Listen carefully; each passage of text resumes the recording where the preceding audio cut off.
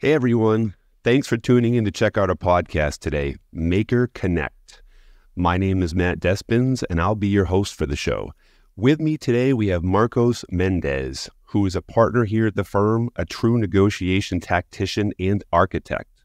Also joining us today, our guest, Heather Baumli. Heather is currently Chief Revenue Officer at Tree 3 and no doubt has some experience, expertise, and opinions to share. And always, we'll just keep it fun, relaxed, and casual. So Heather, if you're open to it, I'd love to start by asking you to tell us a little bit about your career and your background so the listeners can get just a flavor of your negotiation experience.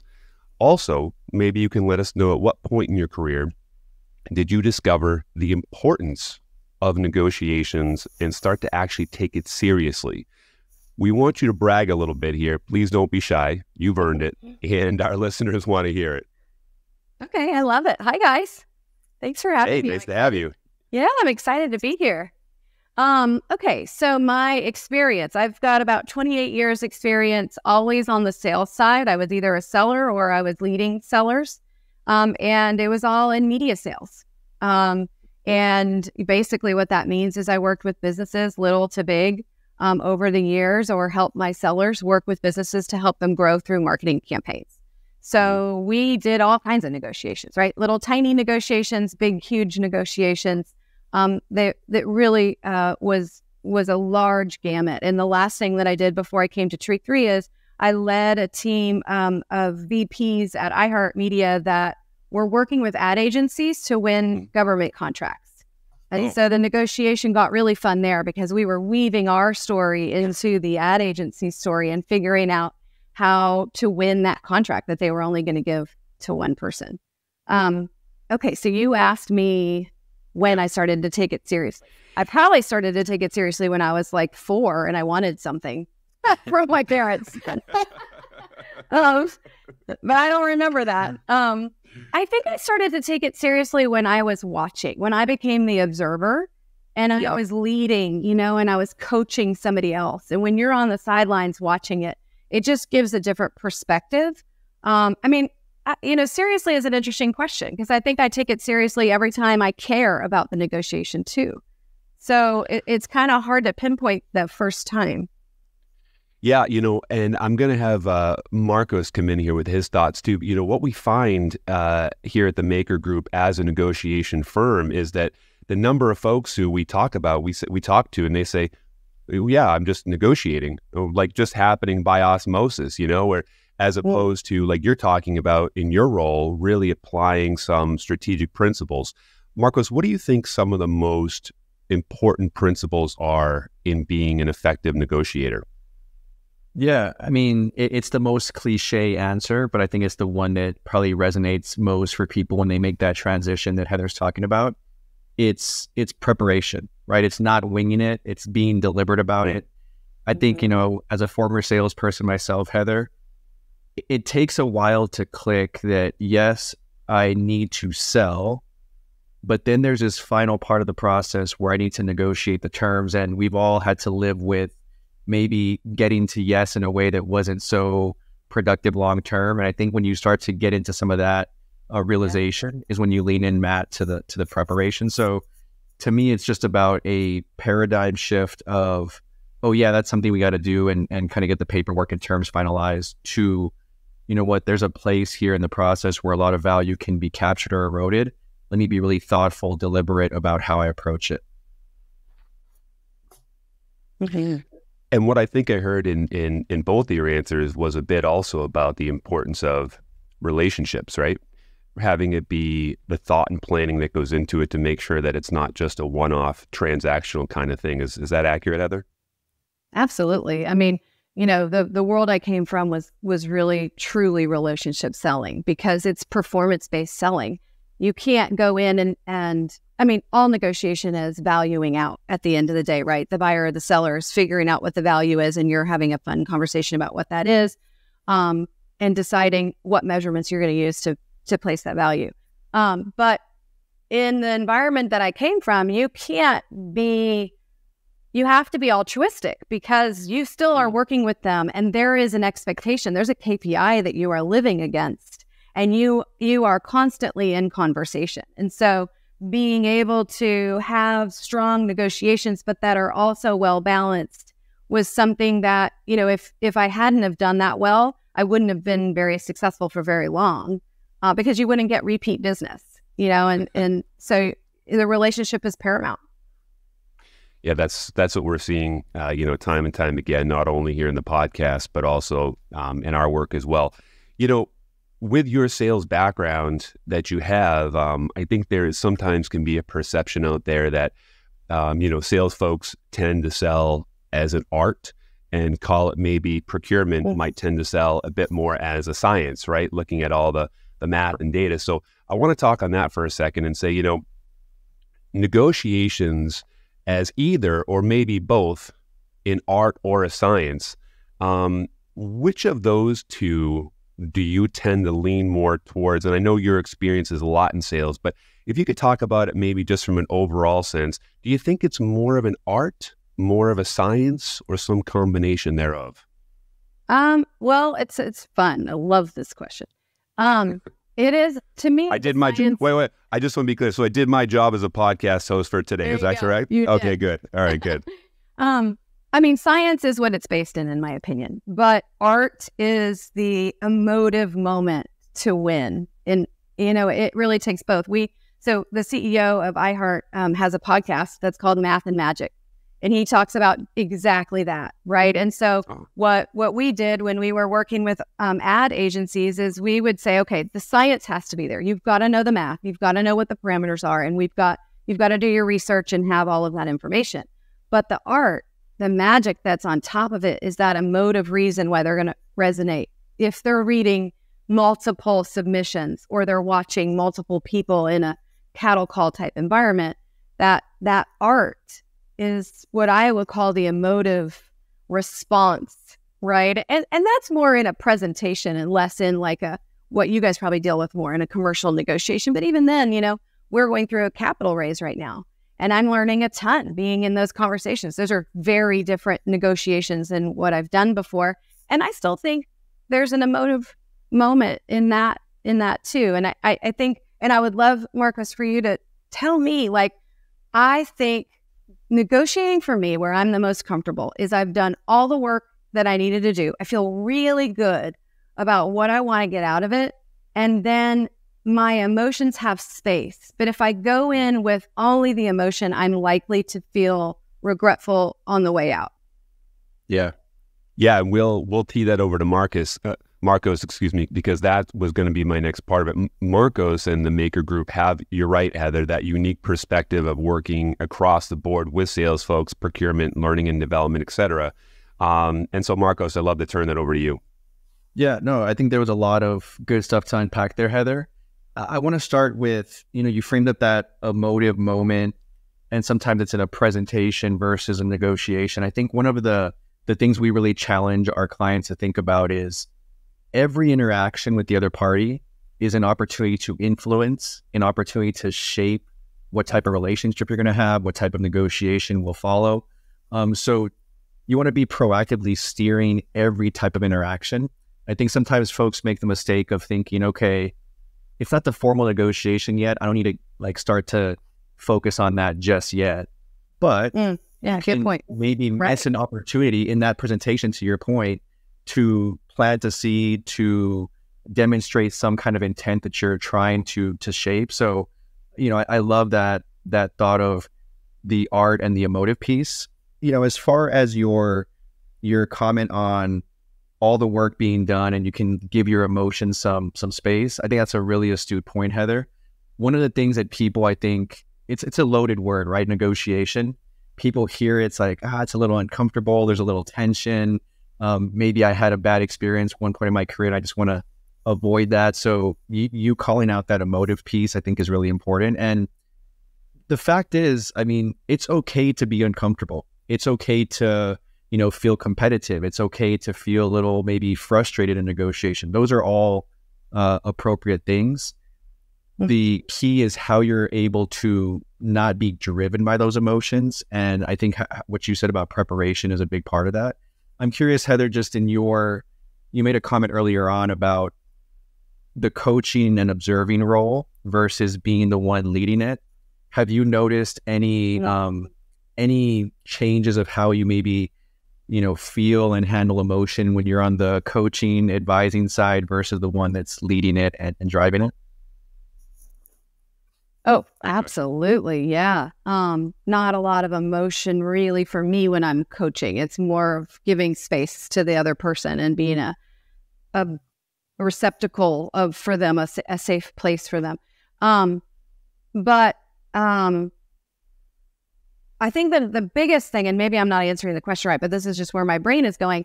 The biggest thing that I found when I moved into that observer role is people's fear of silence. I think silence is really powerful in a moment where you're negotiating, right? And I had that experience. I remember when I very first became a sales manager at a radio station, and we had an automotive group that was our biggest client. And we were having our annual negotiation, and my seller was there, and we were ready, and we were having the conversation, and she had her moment where she had, put out her value, and the other side was quiet, and she couldn't stand it. And so she immediately started talking, and I just watched the value go down because they wanted to know that the boundary was really there. And that was really helpful for me to watch, because if I had been in her shoes and in the moment and in the negotiation, I wouldn't have felt it as palpably as I felt it by watching. Yeah, that's a good one, Heather. Speaking about... Go ahead, Matt. Go ahead, Marcos. No, the silence. All I was going to say is, yes. I'll go, Matt. The silence piece, Heather, that you touched on. Yes, sir. You go. I think that salespeople, especially, both in the type of person that sales attracts, the type of skills that typically shine in a salesperson, I find that silence is really hard, and we feel like we have to have an answer on the spot, and we need to have a rebuttal for every objection, and there's that sense of, maybe not giving enough space in the conversation. And, silence can be one of those tactics that's very simple, but it can drive a lot of behavior in an interaction. And think about this one, Heather. One thing we're seeing a lot now too is how often are we negotiating via email? And what could be silence in a meeting of a few seconds via email could be, well, I haven't heard from them in a week. And your brain starts going to like, they don't like my number, or they're upset about what I said, or, I've lost the interest. And it could just be, it's falling off that person's plate and their awareness. So that silence piece, it resonates in person, it resonates virtually, it also resonates in, written and email types of negotiations. Yeah, that's really true. And now you just have me thinking is not labeling it, right? That is such a huge, important piece of negotiation, is when you are outside your comfort zone, right? And you're waiting, because it's a tennis match and you're waiting for the ball to come back, not personalizing or place meaning on things that are not helping you in the where you really want to go. And that's hard. It's extremely hard. And Marcos, correct me if I'm wrong, but there's a pretty good size American corporation that tends to have a very specific strategy about silence for weeks at a time. Is that correct? Yeah, no, I mean, I think it's one of these things that, especially on the buying side, it is a deliberate tactic that we see used very often, because it does bring out the discomfort. It does, to Heather's point, drive some of that wondering and maybe even labeling it as a bad thing. The one of the old adages in negotiation is he or she who has the most time wins, because when you're under time pressure, you're a little bit, acting out of urgency, maybe out of desperation. So that's what silence really plays into. It also plays into our desire to be liked, right? Our desire to, oh no, did I upset that person? Did I say something out of line? Did I misstep? So with those two chords that it strikes with people, it has a really powerful effect. On the flip side, gang, and I would love your perspective on this, Heather. One of the things that I coach folks that are, Heather mentioned the long term and the ongoing relationship, and You can't just look at that one deal. You got to think about, I got to do business with this person again. If you're using silence in a very combative and competitive way, it can really start to erode some of that trust and some of that relationship that Heather talked about. So yes, there's power in it. Yes, it gives you some control, but you also want to watch out of, it creates frustration. It creates sometimes misunderstanding. So, when you're driving the process in a collaborative way, you want to be really deliberate about when you use silence, how you use silence, and most importantly, what your silence is followed up by. Mm-hmm. That's such a good point, right? I think, and I would love to hear the more formal word that you use for what I'm about to describe, because it's really more just of a thing that I've noticed. But that mirroring, or that finding the cadence in a negotiation, right? How fast are we playing tennis? And I think that when you honor the other person, both sides, and you start to get into a rhythm that feels like you're honoring the other person, that builds trust. And that is important, to your point, so that you're not second guessing all of these little things that are going on if you need that. I mean, there's some negotiations where maybe trust isn't as big of a deal if it's somebody buying another company that's, really struggling, and there's power dynamics that change. But if the goal is a negotiation that's going to be an ongoing relationship and the power dynamics are somewhat equalized, I think that cadence of response time can be mirrored, and that becomes part of that building of trust between two people. Yeah. And Heather, right on that point too, speaking about parties who maybe are getting in a negotiation like you're talking about, where things are moving very rapidly, that tennis ball is being volleyed back and forth very quickly.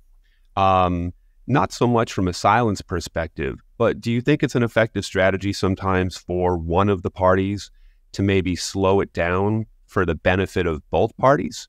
The analogy that comes to my head is sometimes in a basketball game, a team will be, pumped up by the crowd, and all of a sudden the offense is running up really quick, and then the point guard says, no, slow it down. We don't want this to turn into a car crash, right? Let's just take it one step at a time. So have you seen that in your experience, where the other side you felt was ready to go as quick as you wanted to, but you purposely slowed it down for everybody's benefit?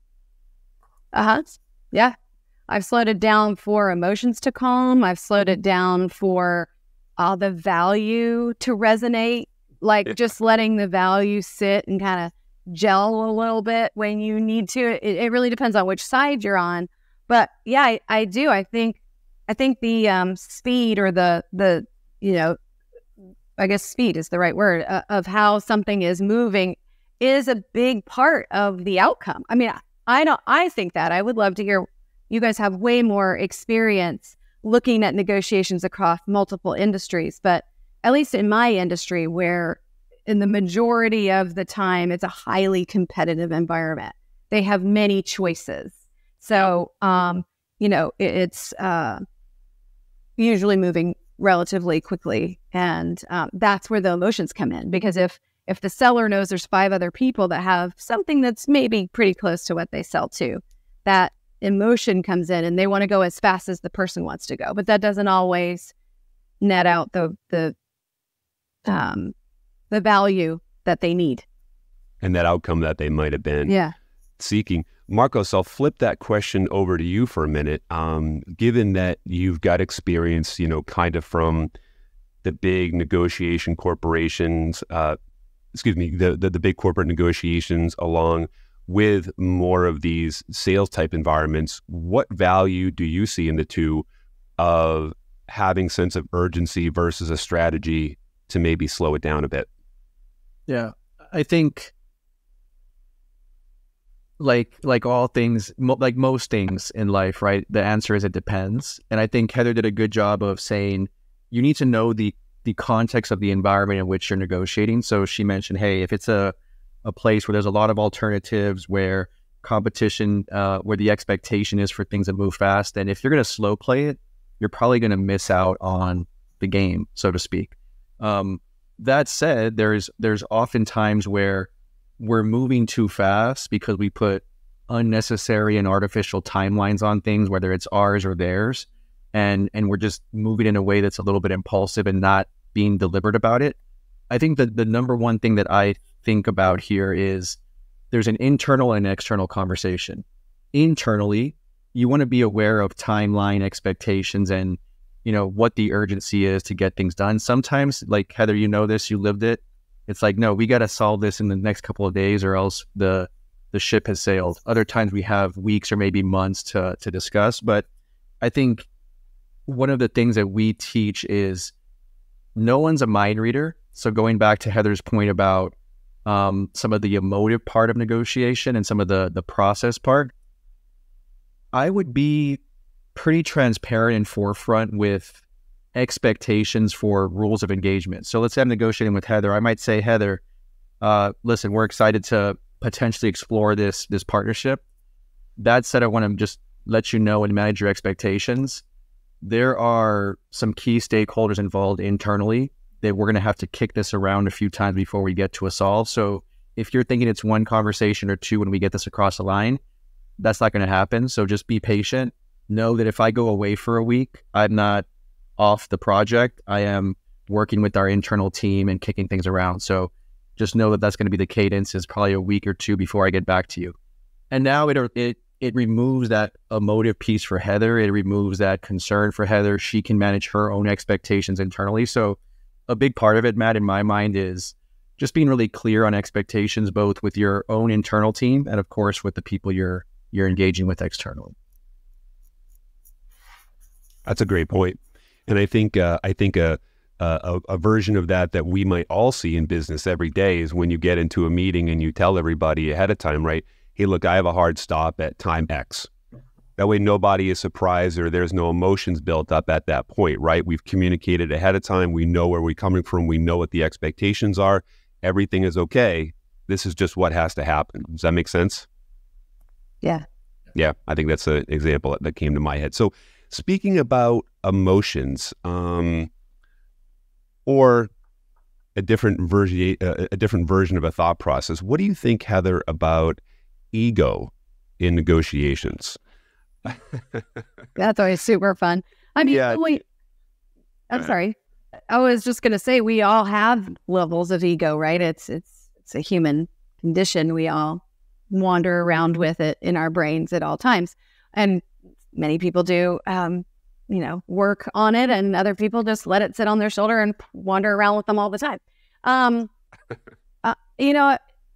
think that it comes back to learning who you're negotiating with, learning how and why they respond and do the things they do. And that helps you be able to work your way through the negotiation. We used to talk about personality types a lot. And actually we use this tool called Widmo that they, through AI, I guess, knew people's personality types. Yeah. And so it's so cool because you can go in and be like, okay, this person is very driven. So don't make a huge, long, fluffy email about all your kids and your dogs and your stuff and your things. And actually it was interesting because I had, whenever I was still in sales, I had an agency that was my most important agency for the region that I was in. And the way I was going to market with her was very professional. It was, I don't want to take too much of your time. I want to be respectful of it. This is why I'm here. These are my value propositions. Let me know when we can have a real conversation. And I wasn't getting anywhere. And then I read that she actually was much more of an I, or much more of an emotional or a personal sharer, very, very informal. And as soon as I pivoted it, I immediately built a relationship with her and ended up having long-term work with her and lots of projects for us to work on. And that is just so important, is knowing how the other person ticks, so that you can meet them in the place where because that, again, to me, trust is a huge part of negotiation, and figuring out ways to build that trust is usually helpful. And when someone responds to me in the way that I am most comfortable in, which is probably the way I am communicating out of, I immediately am like, gosh, I really like this person. I don't know why they make me feel so good. one of those strategies, it sounds like, so if we're recognizing that somebody maybe has a bit of an ego, an inflated self-worth or inflated perception of their position in that negotiation, Marcos, what's a strategy typically to work with that person? How do you typically get them on board? Yeah, I mean, I think it starts, what Heather said is music to my ears, because I don't care what framework you use. The whole idea of adapting your style based on the type of negotiation you're in, yes, but also importantly, like Heather said, adapting your style to the person you're engaging with. And, one of the things that we see time and time again, to Heather's point, let's say I'm a logical, data-driven, rational type of person, and I try to engage everybody with that data-driven approach. Let me show you the numbers. Let me show you the facts. If you're dealing with someone who isn't turned on by that doesn't sink their teeth into that type of a case, it's probably going to be underwhelming, right? So It's about matching, Matt, your style. When someone has an ego that is needing to be stroked, so to speak, find ways to make it their idea. Find ways to incorporate what their narrative, if that's a person going for a promotion, how does a deal you're working on with them be that feather in the cap to get them a promotion? If that person you're dealing with is the type of person who wants to have a lot of recognition, how do you maybe do something bold with them so they can grab that spotlight? So it goes back to Heather's point of understand who you're negotiating with, understand who you're selling to, who you're engaged with, and flex your style. And I think a lot of times we struggle with changing our style because we put out, to Heather's point, we put out in the world what we want to get back in return. So it's just that moment of awareness of, this style is not going to resonate with Heather here. Let me flex to be a little bit different. So I think that's a great story you shared about, the professional path that you thought might be the appropriate one, and you quickly see that there's another path that's maybe more fruitful. Wouldn't you also say, I would love to hear what you think about this, that one of the things that I have found to be true, or has helped me, sometimes it's true and sometimes it's not, but is an ego usually means they're not actually sure of the value that they've placed on the thing. And they're already puffing up so that you won't touch it. Like, stay away from my value. I'm pushing it out because this is not something I'm willing to move. And usually that's because they're actually sure if it's valued right. And so by validating them, like you said, and by really getting curious about why they've valued the thing that they valued it at, or whatever that conversation is, it kind of allows them to relax a little bit.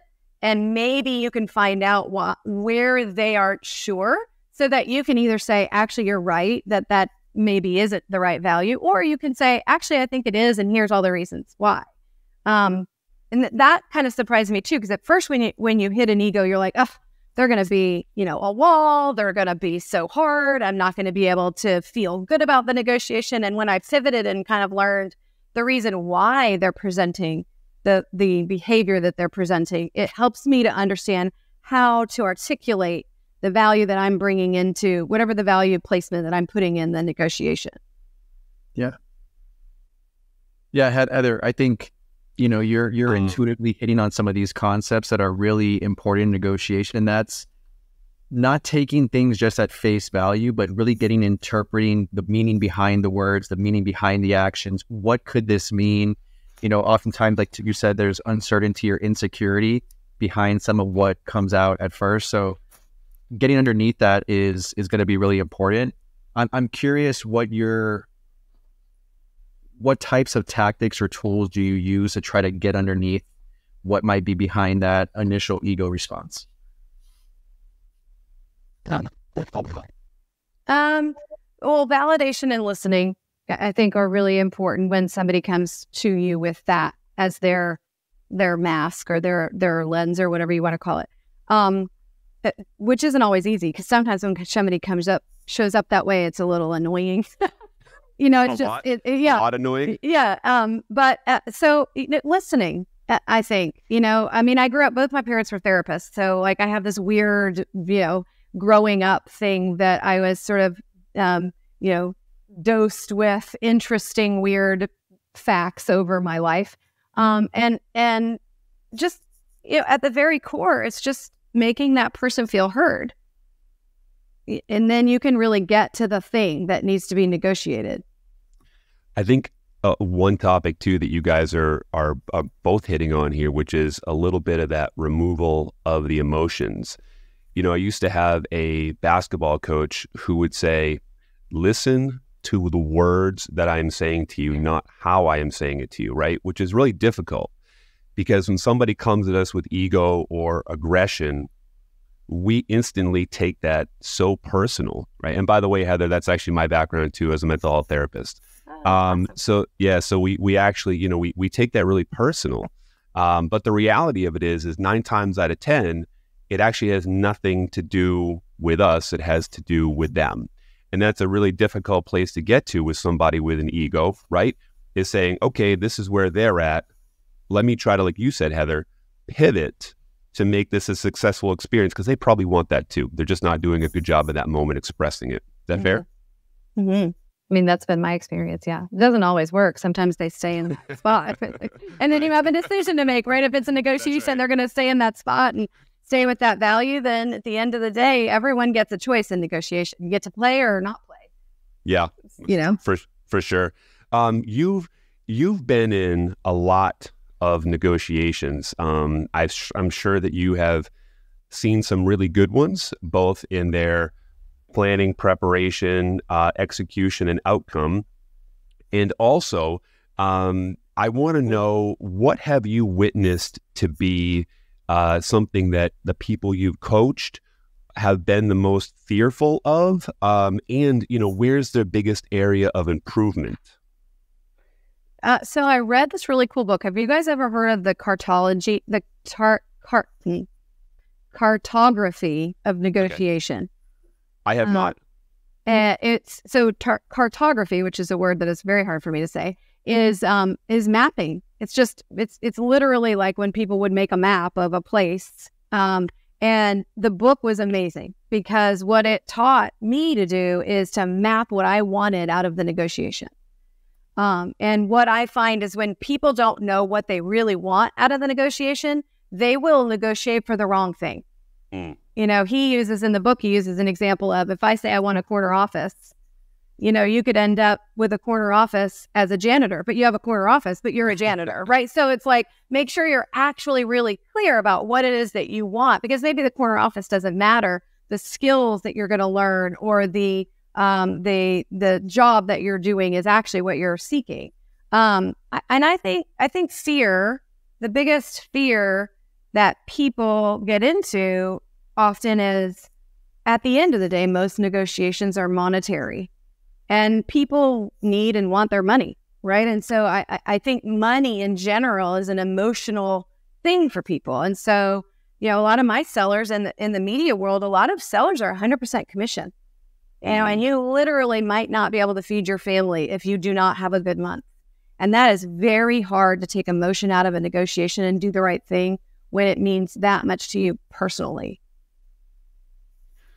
That's a really good perspective, looking at those internal drivers, Marcos. I've heard you mention that a few times, as I have one of our founders, Matt Getty. And so, I want to pivot that over to you and talk about, how do we work with people who are having those fears about negotiating, because maybe some of those internal drivers are making them have those actions? Yeah. I mean, I think step one is acknowledgement, like just to say it out loud, like, yeah, these are the circumstances of which I'm operating in. If I'm a salesperson who's heavily commissioned, I need to acknowledge that I'm really focused on getting the yes. I'm really worried about pushing any elements that might slow down or get in the way or outright lead to a no. So that's going to be an impediment for me. And until you can say it out loud and acknowledge it, Matt, it's going to control you and be that thing that's behind your actions. So to me, part of it is acknowledging it.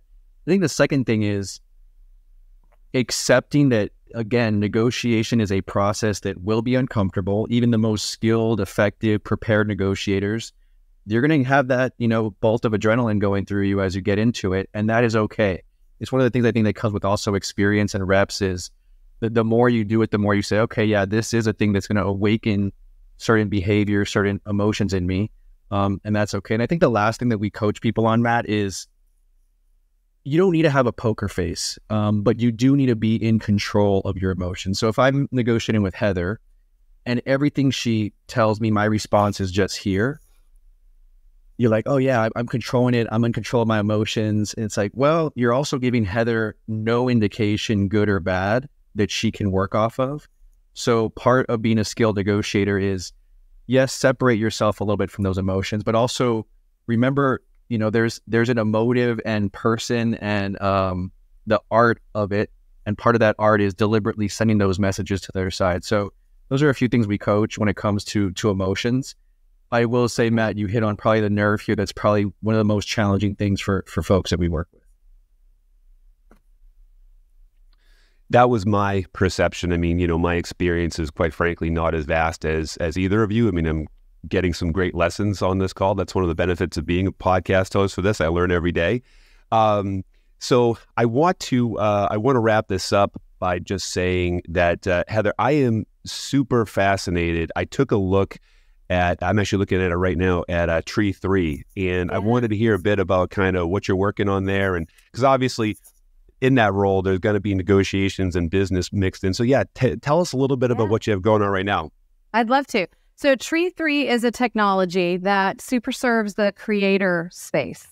Okay. So we arm our creators with a tool that gives their followers a shopping destination. And then the creators can curate the things they want to share, and then they can monetize their content that they're already putting out there in a much more efficient way. And they also can get paid in line with their influence, which is kind of interesting because this space now is a little bit uneven sometimes. Kim Kardashian's probably going to get more than her fair share because she's so well known and doesn't really need to take a lot of brand deals. And then you've got people that are really a strong influence in their community, whatever that is, that have a huge, what I would call an engagement rate. And they can't garner a lot of money. And so what our technology allows them to do is earn in line with their influence. And on the brand side, the brands love it because they only pay when something sells. So when I was at iHeart, because I was an EVP at iHeart, and I had a beautiful, amazing team that I miss every day. But I got to know Katina, who's the CEO of Tree 3, and I just kept waking up in the middle of the night thinking about the possibility of this company and the data that we have to inform brands. That is, especially in this cookieless world, right, that we're all moving into on the advertising side. It's really exciting for me to be able to unlock some of the data that we have to be able to share with our brand partners. So I've been here for 4 months. We're having a blast. It's a totally different world in some ways. In some ways, it's exactly what I've been doing. So it's super fun. Well, I mean, yeah, going from an EVP role at iHeartMedia, switching over to this, I mean, you must really have some strong belief and excitement. And in your professional capacity, I mean, I would trust that your judgment probably is spot on there, right? I mean, this, like you said, you're waking up in the middle of the night, so this must be a super exciting project. Yeah, it really is. I think it's very special. We're really the only technology that can do it the way that we do it in what we call a universal cart, where people can check out from different brands, multiple brands, all in one checkout experience. So, and the pleasant shopping experience that gives to the consumer, right? It's just so much easier. It's like a concierge, and it's curated by the people who you love, who you're following, whether that's a coach, maybe you're in their program and they're telling you what food to eat and what collagen to take and what gear you need. Or maybe it's a university. We're doing a lot with universities right now through the NILs because we can create marketplaces where a percentage of all of the sales can go back to your alumni. People are super passionate about their schools, right? And it's fun that they can buy everyday items like coffee or deodorant, and a percentage of that can go back to their school, and they feel like they're a part of making their team better because of things they were going to buy anyway. So, and then you have obviously the creators that are doing beauty and fashion and lifestyle and travel, and it's just so dynamic. Every morning I wake up and I have like a kaleidoscope of paths I could go, and I'm like, I have to pick one. So it's really fun. Can only do one at a time. Well, yeah. As a guy who probably, could use a coach for every part of his life, I want to be part of that ecosystem for sure. So I will check it out. Before we close up here for the day, Marcos, do you have any closing thoughts or anything you want to add? No, I think that's a really cool space that you're in, Heather. I was reflecting as you were talking that, I'm not on Instagram, I'm not on Facebook, I'm not on TikTok, but when I look at some of my past big purchases, some of the past big purchases though, Heather, that I've made over the last 6 months or a year, a lot of them are driven by an influential person that I don't know, right? An author that I follow, a Substack that I'm subscribed to. So like this way of driving the economy, driving sales for brands is really interesting. It's a cool space you're playing in. Then wouldn't you love knowing that author made a percentage of what you bought because of them? Where there's so many dollars that just get diluted, and they wander around thinking, wow, I just really am not influential. I'm sitting here talking about stuff and nobody cares. And, it's an honoring of what you think of them by them receiving almost like a royalty, right? They get a little percentage of what you did when you decided to purchase something, and it helps validate them, and it really helps them get back to what they do so well, which is create the content, and be organic and be influential and be able to share the amazing things that they're thinking in their amazing brains, right? All of these creators are so fascinating to me. There's so many. I mean, this morning we were talking with a woman who's a beekeeper. She has over 1 million people following, and all she does is rehouse bees. She's so cool. So, I mean, this sounds like a win-win for everybody for sure. People get to keep, doing their passions and getting a percentage of it. I really like it. Where will folks find that, Heather? Is it tree3.com, or where's the best spot to check it out? That's the great place to go. Okay, cool. Yeah. All right. So I think with that, unless Heather, you have any other closing thoughts, or Marcos, I think we'll wrap it up. And I will thank you tremendously. It's been a true pleasure to have you on, Heather. I really mean that. I very much enjoyed it. I think I speak for Marcos as well when I say that. I did too. It was really fun. Thanks so much for having me.